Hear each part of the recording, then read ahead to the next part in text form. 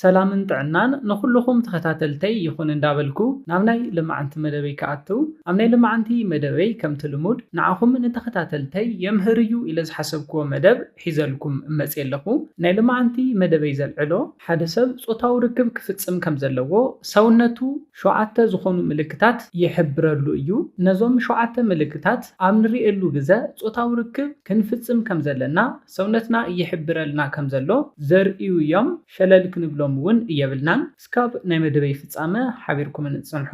ነዚ ቻነል ሓድሽቲ ዝኾንኩም ሰብስክራይብ ብምግባርን ነታ ናይ ደውል ምልክት ሓንቲ ሻዕ ብምንካን ዝተፈላለዩ ናይ ጾታዊ ርክብ ናይ ጥዕና ከምኡውን ናይ ሓዳርን ናይ ፍቕርን ህይወት ኢንፎርሜሽን ትረኽብሉ ቻነል ስድራ ንኽትኮኑ ብኽብሪ ንሓትት። መደብና ናብ ብዙሓት ሰባት በፂሑ ብዙሓት ኣሕዋትና ትምህርቲ ንኽወስድሉ ላይክ ጌርኩም ጀምርዎ። ስድራ ዝኾንኩምኒ እንዳመስገንኩ ናብ መደበይ ክምለስ። ጾታዊ ርክብ ንናይ ደቂ ሰብ መዓልታዊ ምንቅስቓስ ብጣዕሚ ኣገዳሲ ዝኾነ ናቹራል ሲስተም እዩ። ብዙሓት ሰባት ብሰሙን ሓደ ወይ ድማ 2 ግዜ ብወርሒ እስካብ 10 ግዜ ፕሮግራም ብምሓዝ ምስ ኣፍቃሪቶም በዓልቲ ቤቶም ጾታዊ ርክብ ይፍጽሙ።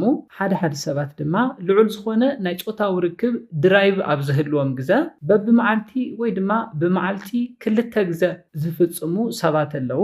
ሓደ ሰባት ድማ ብስራሕ ይኹን ብዝተፈላለዩ ነገራት ምስ ኣፍቃሪቶም ወይ ድማ በዓልቲ ቤቶም ኣብ ዝፈላለዩሉ ግዜ እስካብ 3-4 ዓመት እውን ጾታዊ ርክብ ዘይፍጽሙ ሰባት ኣለዉ።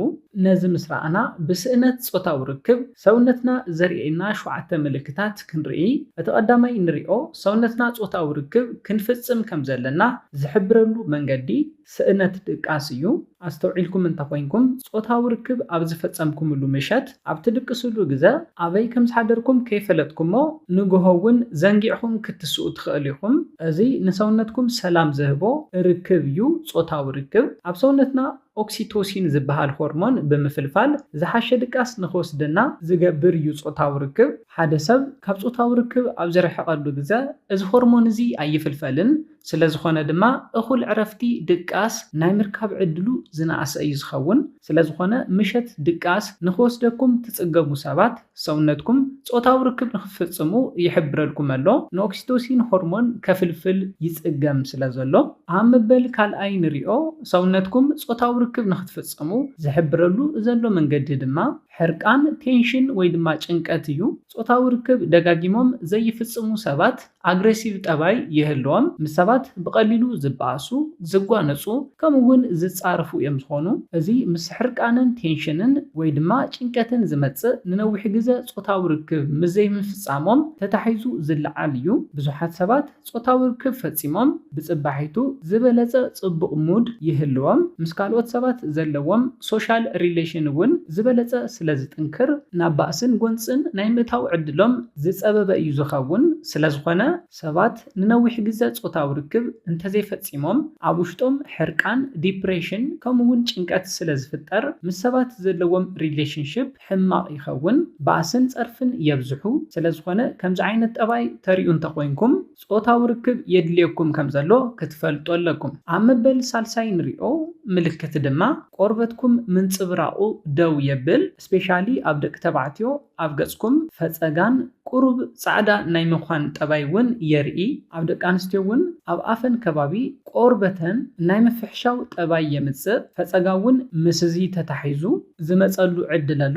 እዚ ዝኾነሉ ምኽንያት እንታይ እዩ? ጾታዊ ርክብ ክንፍጽም እንተለና ናይ ቆርበትና ነዃላት ስለ ዝኽፈቱ ርስሓት ካብ ሰውነትና መውፅኢ ይረክብ እዩ። ስለ ዝኾነ ኣብ ገጽና ዝቕመጥ ምንም ዓይነት ርስሓት ኣይህልዎን። ጽሩይ ቆርበት ይህልወና፣ ፈጸጋ እውን ኣይወፀናን፣ ቆርበትና እውን ናይ ምንጽብራቕ ዓቕሚ ይህልዎ። ጾታዊ ርክብ ከይፈጸምና ንነዊሕ ግዜ እንተጸኒሕና ግና ኣብ ገጽና ጸሊም ስፖት ይወፅእ። ቆርበትና ቅብኣት ዘይብሉ ይኸውን። ስለ ዝኾነ ቆርበትና ፈጸጋ ናይ ምውፃእ ናይ ምፍሕሻው ጠባይ ዘምጽእ እንተኮይኑ ጾታዊ ርክብ ከም ዘድልየና ክንፈልጥ ኣለና።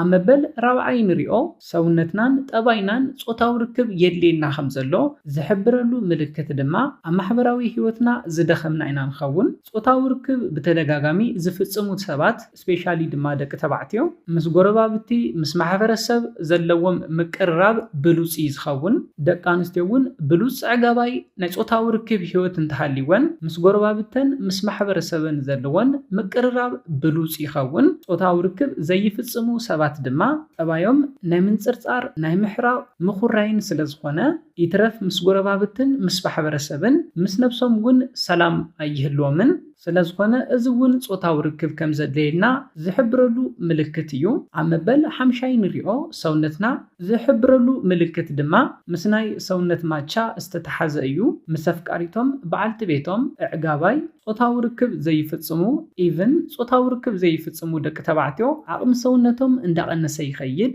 ጾታዊ ርክብ ዝፍጽሙ ምስ በዓልቲ ቤቶም ኣፍቃሪቶም ብሉጽ ዕጋባይ ጾታዊ ርክብ ዝፍጽሙ ደቂ ተባዕትዮ ድማ ሰውነቶም ናይ ማቻ ጠባይ የርኢ ኣብ ደቂ ኣንስትዮ እውን ብተመሳሳሊ ጾታዊ ርክብ ክፍጽማ እንተለዋ ሰውነተን ብሉጽ ቅርጺ ሰውነት እውን ይህልወን ጾታዊ ርክብ ዘይፍጽማ ጾታዊ ርክብ ፈጺመን እውን ኢቭን ኣዕጋባይ ጾታዊ ርክብ እንተዘይኮይንለን እውን ሰውነተን ክኸፍኦ ይጅምር እዩ ስለዝኾነ ብናይ ሰውነት ምምቻውን ምሕማቕን እውን ጾታዊ ርክብ የድልየና ከም ዘሎ ክንፈልጥ ንኽእል ኢና ኣብ መበል 6 ንሪኦ ምልክት ድማ ርእሰ ምትእምማን እዩ ብሉጽ ዕጋባይ ጾታዊ ርክብ ዝፍጽሙ ሰባት ልዑል ርእሰ ምትእምማን ይህልዎም ንኣብነት ብዙሕ ሰብ ኣብ ዝተኣከበሉ ቦታ ፕሬዘንቴሽን እንተሃሊኩም ቅድሚኡ ጾታዊ ርክብ ምፍጻም ሆርሞናት ስለ ዘፍልፍል ተሓጓስን ርእሰ ምትእምማንን ንኽስምዐኩም ስለ ዝገብር ዝሓሸ ፕሬዘንቴሽን ክትገብሩ ርእሰ ምትእምማንኩም ዝለዓለ ንኽኸውን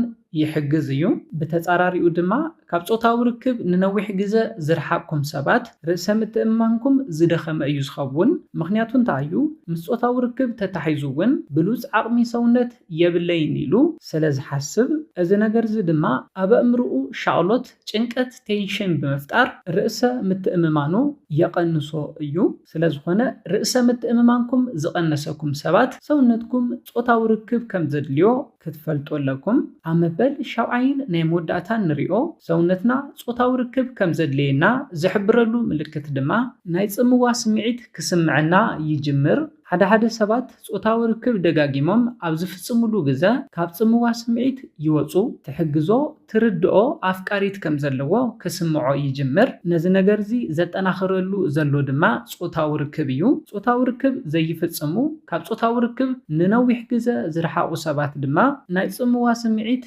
ይስምዖም እዩ ስለዝኾነ ኣብ መበል 7 ዝረኣናዮ ሰውነትና ጾታዊ ርክብ ከም ዘድልዮ ዝሕብረሉ ምልክት ድማ ስምዒት ጽምዋ ደጋጊሙ ዝስምዐና እንተኮይኑ እዩ ክነጠቓልሎ እንተለና ፍቑራት ሰብ ሓዳር ጾታዊ ርክብ ትፍጽሙሉ ናይ ባዕልኩም ዝኾነ ስኬጁል ክህልወኩም ይኽእል እዩ ኮይኑ ግና ኣነ ዝሕብረልኩም ብሰሙን እንተነኣሰ 1-2 ግዜ እውን ንኽትፍጽሙ እዩ ማእኸላዋይ ዝበሃል ሌቨል እዩ እንተዘይኮይኑ ግና ፍቑራት እንዳሃለኹም ትገብርዎ ከምቲ ዝነበርኩም ሓደ መዓልቲ እንዳሰገርኩም ብሰሙን 3-4 መዓልቲ እውን እንተትፍጽሙ ፀገም የብሉን ካብዚ ብተወሳኺ ናይ ጾታዊ ርክብ ስምዒትኩም ኣብ ዝስምዐኩም ግዜ በብመዓልቲ እውን ፈጺምኩም ነፍቃሪትኩም ንበዓልቲ ቤትኩም ክትሕጉሱን ክትዕግቡን ክሕብረልኩም ይደሊ ነዚ ኢለ ናይ ልምዓንቲ መደበይ በዚ ክዛዝም ካብ ናይ ልምዓንቲ መደበይ ዝኾነ ሓድሽ ነገር ከም ዝሓስኩም ተስፋ ይገብር ነዚ ቻነል ሓደሽቲ ዝኾንኩም ሰብስክራይብ ብምግባርን ነታ ናይ ደውል ምልክት ሓንቲ ሻዕ ብምንካእን ክተተባብዑናን ስድራ ክትኮኑናን